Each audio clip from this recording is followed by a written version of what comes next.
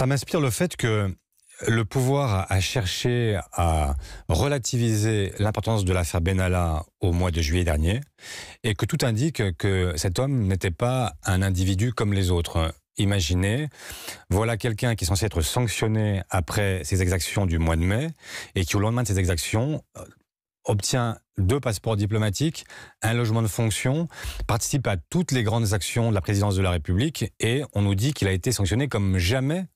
C'était le porte-parole de l'Élysée qui le disait. Il a été sanctionné jamais. 15 jours. Il a été sanctionné, selon les calculs, il aurait eu les passeports juste après la fin de la sanction. Il était censé, après cette sanction, être cantonné à des activités administratives. Et malgré tout, on le retrouve partout, il est sur tous les sujets.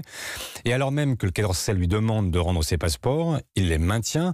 Il a une notoriété publique, il continue à se balader dans l'Afrique entière et de rencontrer un certain nombre d'émissaires particuliers, comme Alexandre Djouri.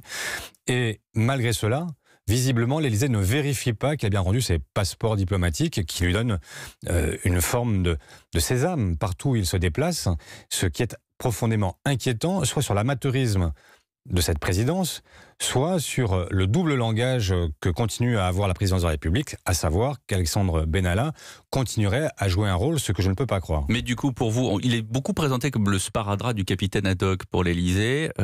Soyons sérieux, est-ce que pour vous, Alexandre Benalla, au-delà de ça, c'est un danger pour Emmanuel Macron ou même un danger pour la République ?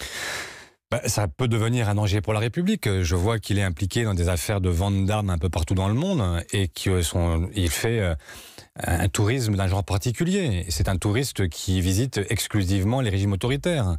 Donc je me demande dans quelle mesure la parole de la France peut être entamée par celui qui continue à être vécu comme l'un des protégés du président de la République.